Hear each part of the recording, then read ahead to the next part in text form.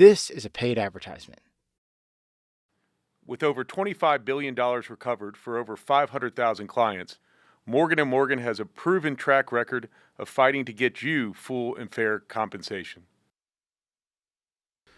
Coolmore America, often referred to as the home of champions, is home to some of the best young sires in the United States. The stallion roster is led by Triple Crown winners Justify and American Pharoah. And with a fantastic combination of proven sires and exceptional young sire prospects standing alongside the illustrious duo, it's safe to say Ashford's iconic stallion barns will continue to house influential breed shapers for many years to come.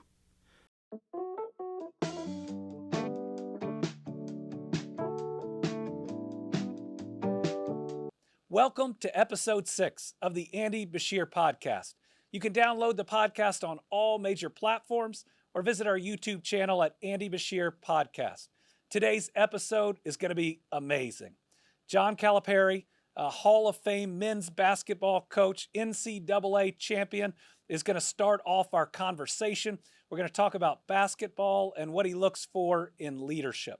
Then John, and myself are going to talk through the issues of the week in a game we call Big Deal or No Deal. Is something you ought to be paying attention to, or is it just a distraction? And then finally, Lila Beshear is going to teach us some Gen Z lingo. It's going to make me sound really, really old.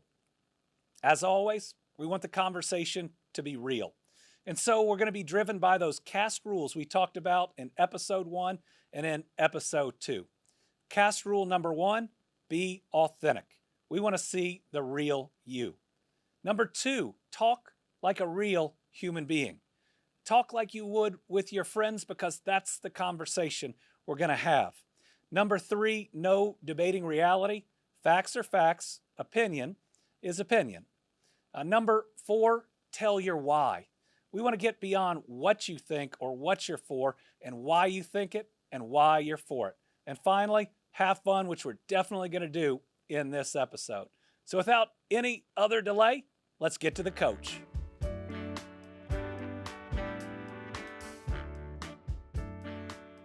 Today on the Andy Beshear Podcast, our special guest is Hall of Fame and NCAA championship coach John Calipari. This is a coach that has built or rebuilt programs at UMass, at Memphis, at Kentucky, and now at Arkansas. About half of the current NBA rosters have played for him, and he is an all-around great guy where I got to see his compassion and empathy really at play, especially after natural disasters. He's become a great friend. I look forward to this conversation where we'll start with his upbringing, move into basketball, and then talk about leadership because this man knows a lot about leadership. Coach, welcome to the Andy Beshear Podcast. Governor, you know I wasn't turning this down. The chance to sit with you. We traveled the state a little bit together, didn't we? We did. We traveled the state during tough times, but then we traveled the state during some good times too. We did. It's a pleasure to be here with you. Well, very excited about this. I want to start with you grew up in a blue-collar family. Tell us a little bit about that and how it shaped you as a person and as a coach. We were a pay-it-forward family. Never had everything, but never went without. Everyone in our community was the same. Their families were blue-collar workers in some form or fashion. My dad was in the mill for a while, and then he ended up going to being a baggage handler for, at the time, Allegheny Airlines, U.S. Air turned into, then American, or wherever they all went. Mom worked in the high school cafeteria. She sold ice cream, so she had the white coat on, and but we never did without. Friday was a big day. Dad got paid on Friday. So Friday, Saturday, Sunday, Monday, good food days. Tuesday, Wednesday, Thursday, you were having dinner. I mean, but you know what? I didn't know anybody else lived any different. Right. We never locked the door. Wherever you were, you ate. All my friends have stayed my friends. The guys that I grew up with will come to games, and be with us, and we have a group text. And but what you learn, you don't work, You don't eat. You better work. You better be ready to spend time. You're not looking for the shortcut. A lot of times you're looking for the long way of doing it. Have satisfaction from doing things, from working. When you walk away, job well done. Whatever that is. Pittsburgh was a mill town when I grew up. It's now insurance, medical, and all the other stuff. But it was a mill town. We used to hose our house off because of the soot. You had the hose because this shit. But yeah, oh yeah, it was a little different. How early in life did you know that you wanted basketball to be your profession? I was pretty young because all the people I looked up to, the professionals, were all teachers and then coaches. And then Bill Sacco, Skip Tatalo, Ray Bizzetti, Jim Bonney, Mark Capuana. They were all the coaches, football, basketball, baseball. I thought, I guess you got to be Italian and you're supposed to coach because they were all Italian.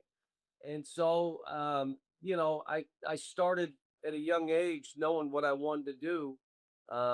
Enjoyed playing, we broke into gyms, played on Saturday nights, and we were gym rats. And it wasn't just me, it was our whole team. And learned to come together and be about each other. And no, it's I wouldn't trade how I grew up for anything. My parents we never had a credit card. We bought things on layaway. When I say pay it forward, if people came to our house at Christmas, my mom would go to another room and wrap some of our presents For them. to give to them. And Mom, where's my sweater? Now, they needed it worse than you. I didn't even get to wear it. You gave my sweater away. So, but again, you just, you take, Dad was working overtime. Mom was a dreamer. You can be president. That's what she used to do. You can be president if you want. Well, I am right now a dual citizen. I'm a citizen of Italy and a citizen of the United States. So you know what that means, Gov. Can't be president. Oh, can't be president. I like it. Tell me, most coaches have this great story of sacrifice, especially when they started, how they got in on the ground level, what that's like in your very first year that you're trying to break through. I take a drive on I-70 from Pittsburgh to the University of Kansas. I'm going to work their basketball camp. Bob Hill invited me. Ted Owens was the head coach. We drive all the way on I-70 from Pittsburgh to Lawrence, Kansas.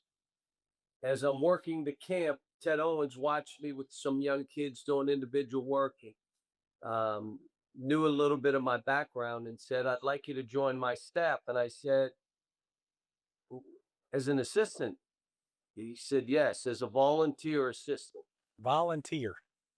And I said, how much does that guy make? And, but I worked in the training meal with the Sinclairs. So football and women's basketball and basketball players would come through, and I was the peas and the corn. Would you like peas? Would you like corn? I tell the story. Once a week they did steaks. Well, I never had steak growing up. Steak? Are you kidding me? So I would also eat there. I think I had 3 steaks the first time because I said, I don't know if I'm ever going to get steak again. I'll eat 3 of these. But again, live with the part-time assistant, worked their camp, again, had no worries, had no money, and just coached basketball. I never got in this to say, how much money are you going to make coaching? No one did back then. I mean, coaches were making little more than a high school teacher would make. It's gone crazy now, but back then it wasn't about that. It was about loving the profession. It's about loving the players, loving to see them grow. So no, but I also met my wife. She worked in the business office at the university, and I was delivering something down there, and she saw me. And oh man, this woman she chased me everywhere. I mean, I'm like, you gotta leave me alone. Come on. Or maybe it was me chasing her. I gotta figure it out. I think I was chasing her more. Yeah, that sounds about right. Knowing your wife, but you were a lucky man. Did your mom ever call you having served ice cream in her cafeteria? Now that you're at Kansas, serving some of the players before you get your own, and talk to you about it. My mom used to call and used to say, "How do you do this? Oh yeah, I can't believe you're not nervous. Not, I mean, this is crazy what you're doing. I can't even watch the games." um, but she was like your mom, Mama yes. Bear. Would you say? Oh yes. I remember when I said, guys, I think I want to run for office, and she looked at me and said, no. And then we worked through it after that. But it's that love of a mom and wanting to protect you. It's a pretty special thing that I wouldn't trade for anything.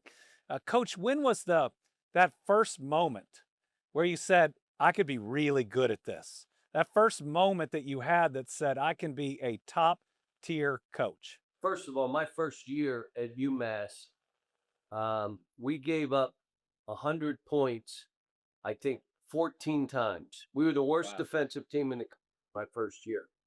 I called Rick Barnes, who's a good friend, and I said, "Rick, what do I do?" And he asked, "What um, what would you say?" I don't know if we jumped off. What would you tell me you demand? What do you work on? What are your defensive principles? So I tried to give him like 20 things. Too many, Mm, too many.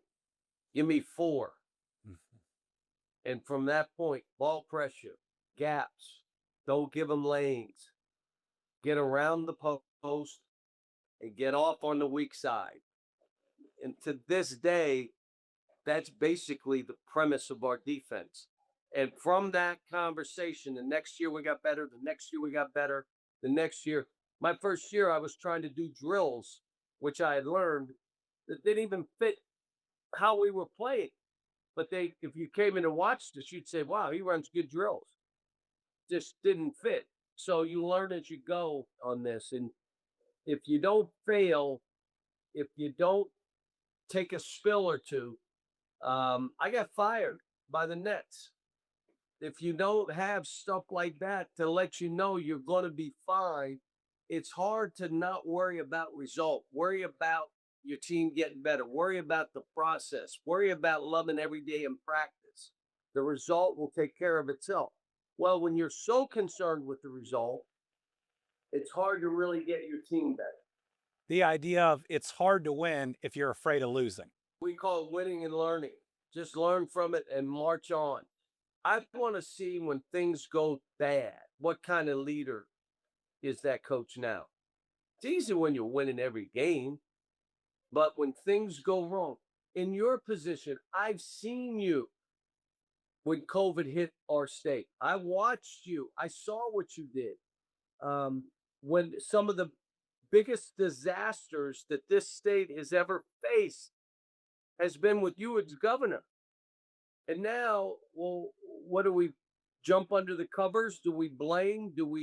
Or do we just go out? Let's get something done. And it may not be everything we want to do, but we're going to do something and we're going to get started. I think in coaching, things go bad. Do you blame or do you take responsibility?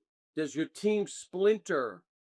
And if they do splinter and start blaming each other, it tells a lot about your leadership. If they come together as things get crazy and they get better and tighter, talks about leadership. Leadership in these jobs is how do I help? How do I move? How do I influence? What do I do that this state or city or university needs from me, the students? Ellen and I did something for the students in education, knowing the loans that those kids had, which was incredible. We talked to the school. the dean of the School of Education and say, how can we help? And so it's, the federal workers. Do you remember when they laid off the federal workers in Lexington? Oh, I do. And Ellen said, how do we help? And I said, look, I think we gave grants to each of them that wanted to come and, we did stuff with Kroger. We did stuff. I mean, that position I held and the one I have now really carries weight in those states. You've done things that no one knows that you did. So, and you're a politician. You're not really a politician, governor. But it does mean we normally talk about it. Yeah, you're trying to say, let me have coverage. Well, there was a death in Dawson Springs. Ashley McKnight's son, Logan McKnight, died in a car crash. Devastating. And then they lost their house a month after. Policeman. And you did stuff that no one knew that you did. And are you ready for this? You continue to do it. That's authentic. That I probably shouldn't have said it here, but it's important for people to know. Yeah, you and I went out for the flood victims. We met people. We did things behind closed doors. We gave cash out. Probably weren't supposed to. Can I get arrested for that? Yeah, I think I can pardon you. I need a pardon before you leave. Got it. So we did stuff that no one knew. Well, and you've done stuff. I think it's so important. But there are other times that you have to stand up because you're trying to influence others to do it, to step in, to give, to care. And that's been the greatest thing with my time in Lexington and what I'm trying to do right now in Arkansas. Very similar. I don't want to just be the basketball coach. That doesn't move me. We got to win because it helps move people. And I think I've been okay at that. Mr. Cool, a Kentucky-based HVAC manufacturer that redefines home comfort. With a focus on innovation, Mr. Cool leads the industry with patented technology like their pre-charged lawn sets. That means you can install a high-efficiency heating and cooling system yourself. No hassle, no costly labor. The DIY Douglas Mini Split is designed for simplicity, savings, and comfort on your terms. Ready to take control of your comfort?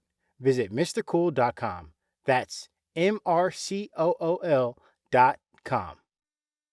This is the Andy Beshear Podcast. We are on with Coach Cal. Coach, one of the funniest stories, because you look for moments you can smile and laugh, and when we're down helping those that have been through the worst, is I still remember after the tornadoes, you're out there giving out a little bit of cash. I gave my coat away to a woman who was really cold.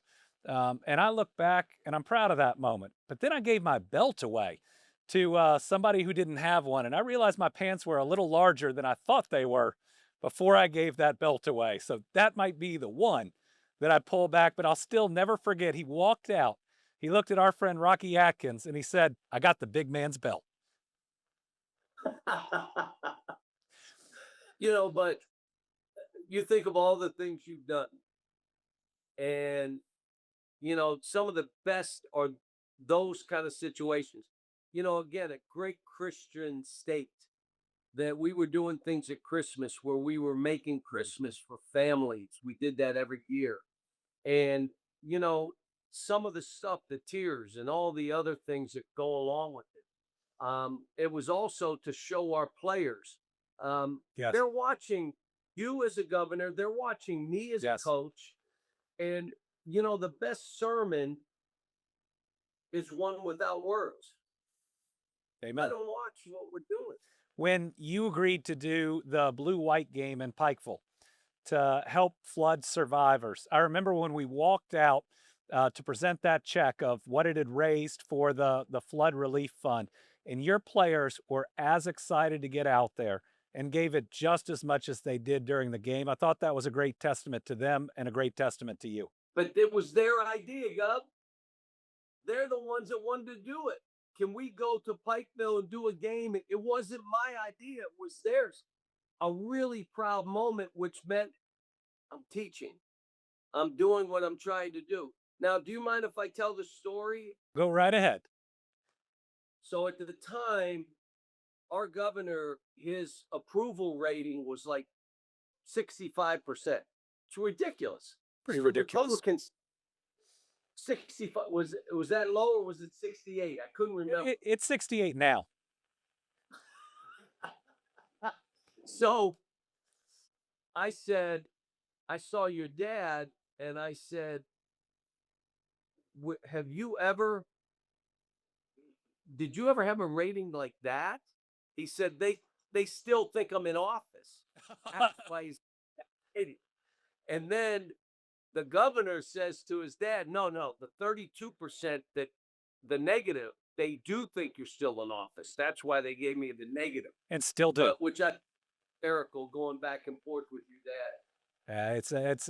I am blessed to have been from a great family.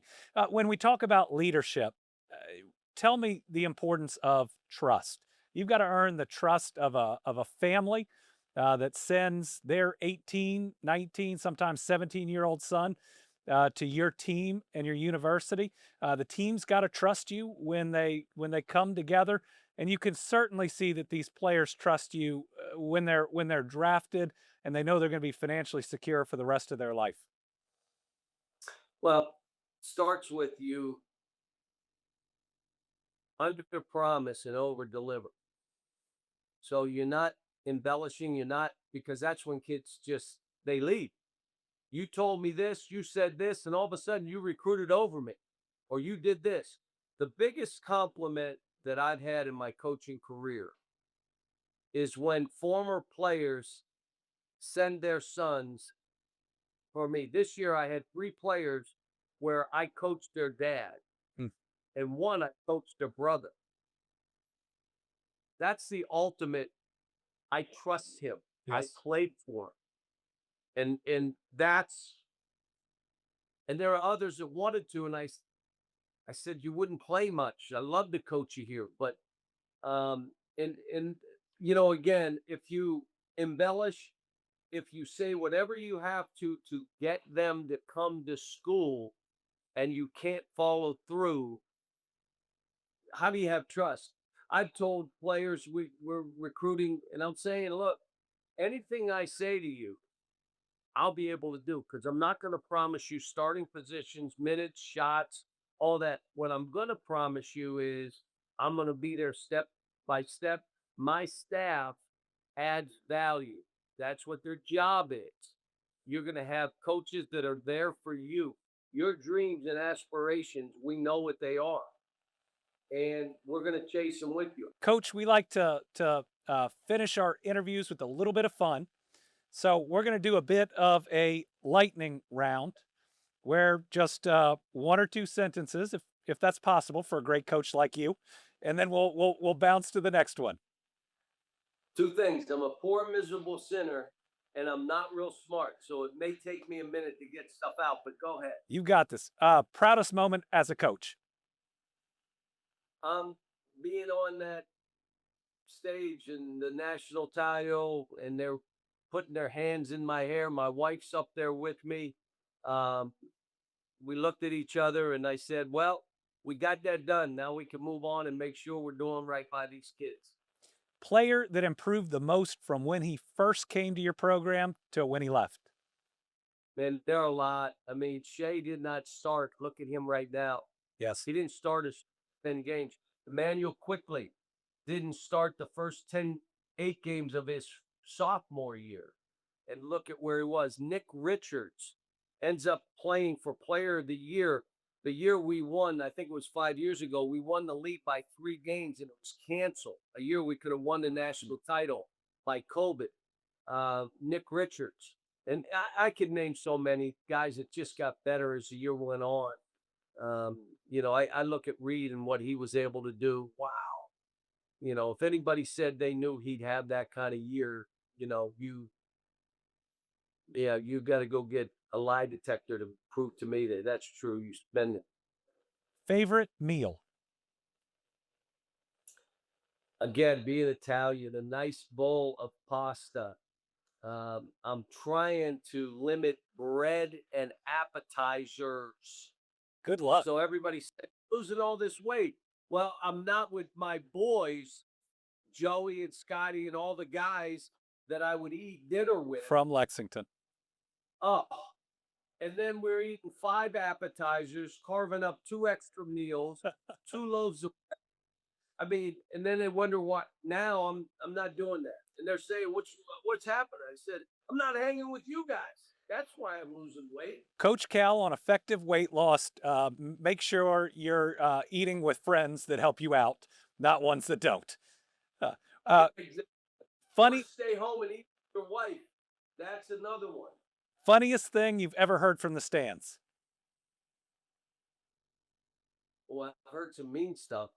The best thing, in Arkansas, I got cheered when I wasn't coaching there one time, and it was an unbelievable cheer when I got thrown out of the game. And there's a picture of our baseball coach who is unbelievable, Coach Van Horn, waving to me. And there's a picture like he's waving at me, and he and I are dear friends. And now I said, "What about this picture?" Yeah, you weren't on our side. But no, and by the way, we did win that game. I have to remind them all the time. Ashton Hagers went crazy, and we ended up winning. But And to close out and test your dual citizenship, though this won't help on the whole weight loss topic, ice cream or Italian ice? Italian ice, easy. Wow. Easy. Yes, Coach Cal will not be president with that answer. Coach, thank you so much for joining the Andy Beshear Podcast. I greatly appreciate you.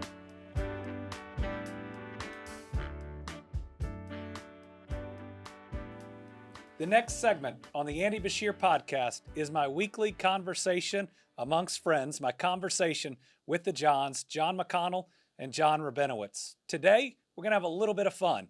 We're going to play a game called Big Deal or No Deal about all of this news that comes out during the week and whether we should be paying attention or whether it's just a distraction.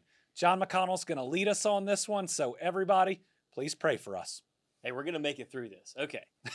Big deal or no deal? Okay. Start with the price of eggs. Now, in 2021, the average price was about $1.80. Today, the average price is about $6. Big deal? Listen, I'm an egg guy. Every Wednesday, I've always thought that about you. Listen, I know. Every Wednesday, I have eggs in the morning. The girls, it drives them mad.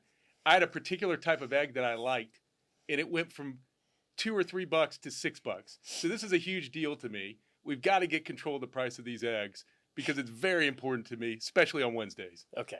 I think it's a big deal for American families, mainly because it's just a really clear example of how prices have gone up and up and up and until where they're now unbearable.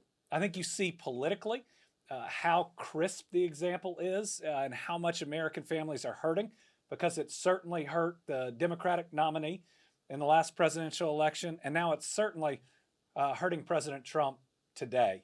And what he promised was he was going to bring prices down, and now he's saying, so what about the price of eggs? Admittedly, it probably has more to do with bird flu than anything else, but still a very good example of how the American people are struggling, how they want relief, and what they expect you to be focused on. So big deal. Eggs, big deal. All right. Another one.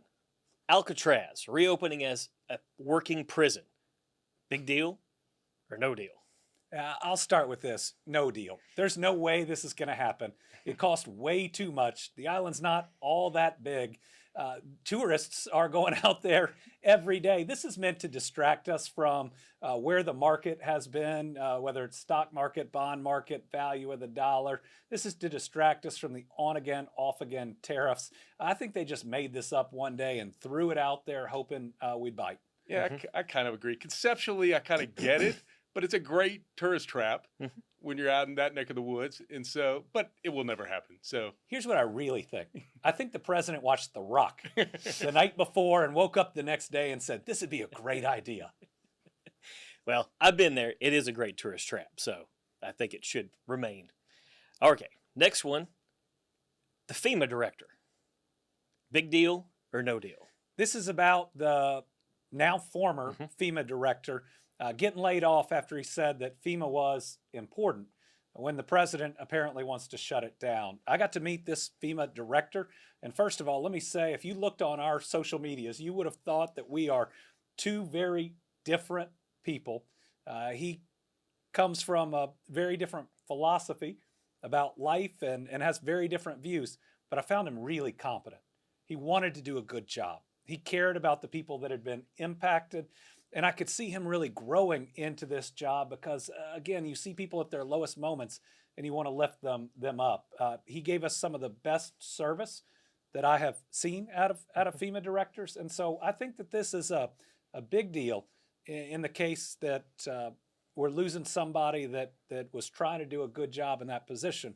And it's also a big deal because if FEMA goes away, the costs for states to comply with all the federal acts that deal with natural disasters is going to eat up all the money that's there to help people. You know, Andy, that's a question I was actually going to ask you. I didn't know whether or not if they redirected the money for FEMA to the states. I mean, you've lived these disasters Over more and than over. any other. Is that something, can the states do it on their own? Not if we have to abide by the same laws, rules, and regulations that FEMA does. So FEMA oftentimes gets a bad rap for how they process applications for families, for communities that have been impacted.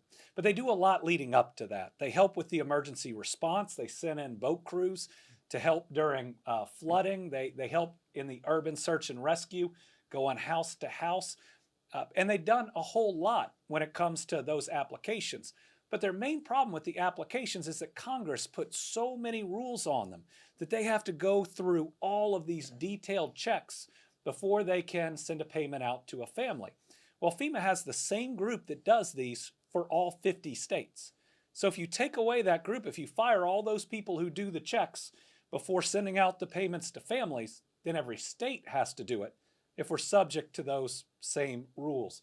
And what that would mean is we'd have 50 different groups out there doing it, and we'd have to cover that overhead cost that's certainly covered by FEMA. So that's what I mean, and it would eat up all those dollars. So big deal for Kentucky. Big deal for the entire United States. And some of the changes they've suggested were not going to help for snowstorms. Well, snowstorms have been at least 4 or 5 Sure. of the natural disasters we've faced. That they'll only do the 75%, 25% match when after the tornadoes. I believe we got a 90% match. Why? Because it had wiped out 2 towns and close to have wiped out a couple of more. Yeah, and whenever I look at right now, they're talking about in June that they're probably going to be facing a $6 billion shortfall. So, you know, when we look at having disasters, that money's going to have to come from somewhere to be made up for if they don't find a way to fund it. But I just wanted on the record that I talked positively about an official in this current administration who's no longer there. But both he and Secretary Noem, especially in the first natural disaster that Kentucky faced, did a really good job. Big deal or no deal, Derek Carr retiring. I mean, listen, this is a huge deal in my world. Big deal. I Big deal. think it's a huge deal Big in deal. Louisville as well. And it's a big deal because It's a big deal because it gives Tyler Shuck an opportunity to compete for a starting position with the New Orleans Saints. And I will say, Derek Carr was a superstar, made over $200 million, 4-time Pro Bowl. Yep. Like, it's going to hurt losing him, but what a heck of an opportunity for Tyler. And for those that don't necessarily follow football and haven't maybe heard every episode, this has been a running part of the show. In episode 1, we talked about John Rabinowitz being a sports agent, and this was his biggest football client, Yes, this year. at least in a while, if Yes. not now, Yes. ever. And then we followed him through the draft where he was going to be a backup to a elite starting quarterback. That quarterback suddenly retires. And all of a sudden, this guy we've been talking about and following since episode 1 looks like he will be the starting quarterback of the New Orleans Saints. Right place at right time. And what an opportunity. Yes. So, big deal. Big deal. Big deal. Big deal to John. Big deal to John. Should be a big deal overall. We certainly hope the best for him. Yep. So, big deal or no deal? I know we've got the opioid crisis that's happening throughout the country, but here in Kentucky, big deal? So, news we got last week, news we've prayed for, was that we saw a 30% reduction in overdose deaths last year compared to the year before. Now, we were already in the right trajectory, finally. They've been going down for 2 straight years before last year, and that was the first time since 2018. But the first year was, about 2.5%, and the second year was almost 10%. This one, 30%, should give us all hope. This is an epidemic that arose in our times that has taken far too many of our friends and family members. If you live in Kentucky, you've lost multiple people to this thing. As Attorney General, I sued more of these opioid makers than any other AG in the country. I'm proud I did it because I think some of that money, plus Medicaid, covering drug treatment, our good work by law enforcement, hardworking folks in the treatment and recovery community have done so much. It is hard to say how big of a deal this is. It's almost a miracle, but I know it's a miracle that's been earned through hard work. I couldn't agree more. It's bigger than big. It's huge for the Commonwealth. I remember, I think it was 2017 or 2018, when we were sitting in your office as AG, and you looked at our team led by James Young and Linda Singer at that time, and you said, file these lawsuits, hold them accountable. And we filed 7 of them, I think, that year. And to see the journey along the way and the lives that are now being saved, and people getting treatment and the Narcan out there. And so, it's just such a great thing for the Commonwealth. And I hope the news continues to improve year over year. And it should tell us to keep going. And some of these federal cuts that are being considered could pull us back. One of the game changers was covering treatment with Medicaid. It meant that it was there and available. Federal funding helps with Narcan. Some of that has been suggested that it be pulled back. We may finally be seeing the path towards winning, towards ending this epidemic and not leaving it to our kids and our grandkids. So we have to keep going. If you're doing something and it's successful, keep doing it or do more of it, but don't do less. And you're right. Nobody fully appreciates how much it affected Kentucky and West Virginia in this area. It was just a pipeline straight down through our state and affected so many families. Sure. And you had to save someone sometime a few years ago. I remember that. We did. Pulled an overdosing man from a car and watched him stop breathing. And thankfully, EMS got there in time and revived him. But to watch the color drain from somebody's face can't imagine. It's a tough thing to see. Yeah. So a big deal, too. We have a personal friend who's lost someone, and this month is going to be that person's birthday. So it's hard. And when it affects someone, like what you talk about, there's a ripple to the friends and the families that surround them. So a big deal that Kentucky's worked hard and moved this the right direction. Really big deal. Okay. Big deal or no deal, Andy's finally getting some gray hair. Listen. Oh, look at this. We have have Winnie in for now. this one. What do you think, Winnie? It took a pandemic to gray my hair. I was going to say, have you seen, I wonder what the before and after pictures look like. Oh, my goodness. Is it rough? Yes. Yeah, before, it looked like I used to, and now I look like my dad. Oh, listen. Who's a good-looking man. That's right. I used to have hair before it. So whatever happened to me, it just left. So I don't believe that at all. There's no way that's true. Was it red as well? Yeah, there's no proof on that, is what you're telling me? Yes. All right. Big deal or no deal, new pope. Listen, I think this is a huge deal for our country. I would say that in Mass yesterday, our bishops or our priest said there was no way an American was ever going to be named pope. Wow. And in fact, it's happened. I think they wanted somebody that had been in the trenches. He was a missionary in Peru and had that relationship with Pope Francis. And I think he's going to be a bridge. He's going to keep the tradition, but also follow up with what Francis was working on. So I think it's a huge deal, and I think it's great for our country. Agree. The fact that he's an American is great for our country. Maybe it's even more important that he's pledged to continue to follow Francis's example of helping the lost, the lonely, and the left behind, to be less worried about dogma and more accepting of people and certainly the Chicago White Sox, who he's a fan of, is hoping he will have a direct line to the Almighty because they might need it. They will need it. And I can't believe there's video of him at the World Series. That's so crazy. That is amazing. This has been Big Deal or No Deal, our conversation this week with the Johns. This is the Andy Beshear Podcast.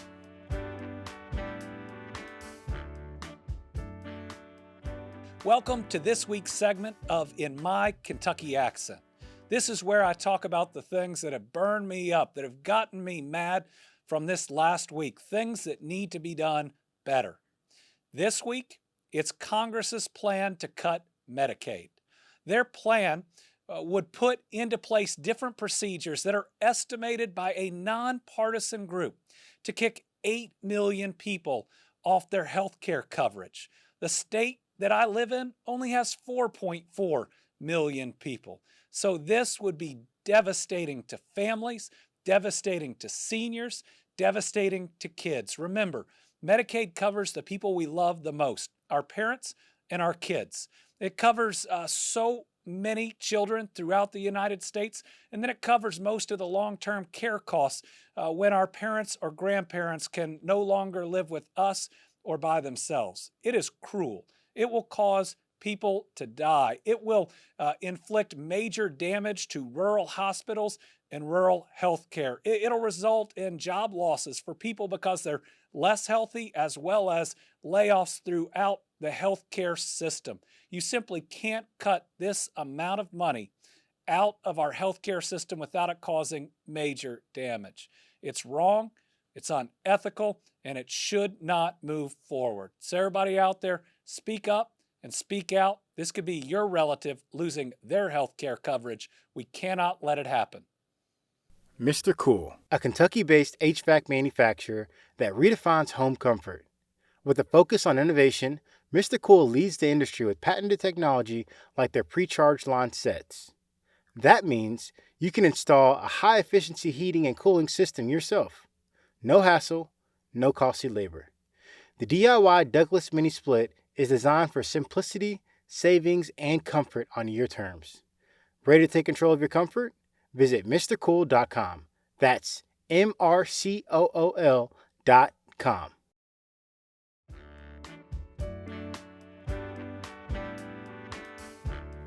It's the final segment of this episode of the Andy Beshear Podcast, a segment that I look forward to and that terrifies me all at the same time.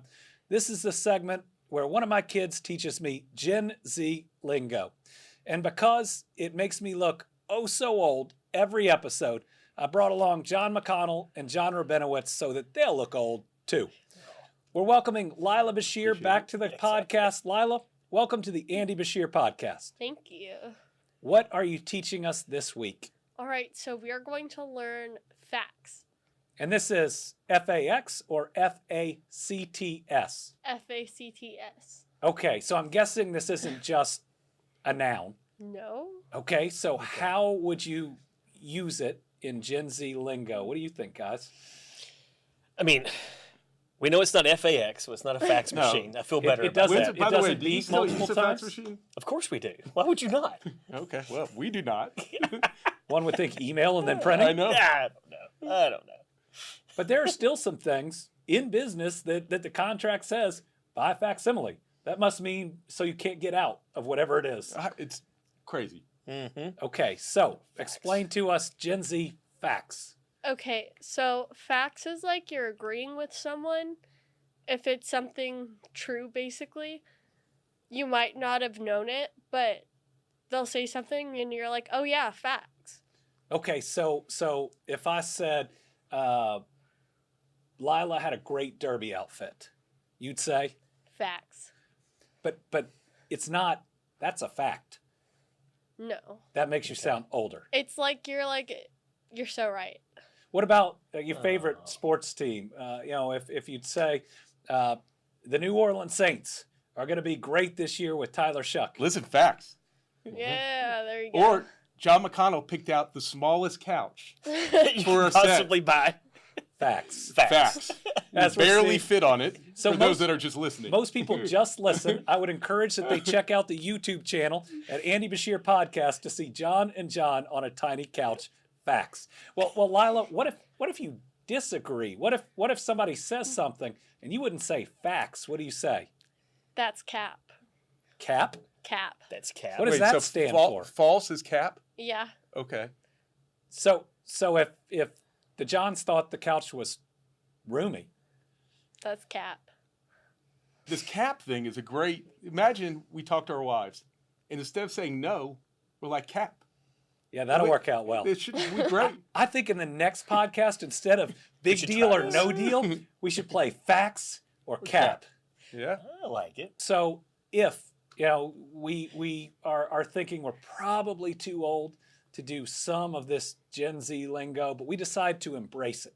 And no matter what's said on the podcast, we respond either facts or cap. Did we do it for the plot? Sure. Oh, And, would that be fire? Skippity. it seems Skippity. it seems we end up at this point every single time. Every time.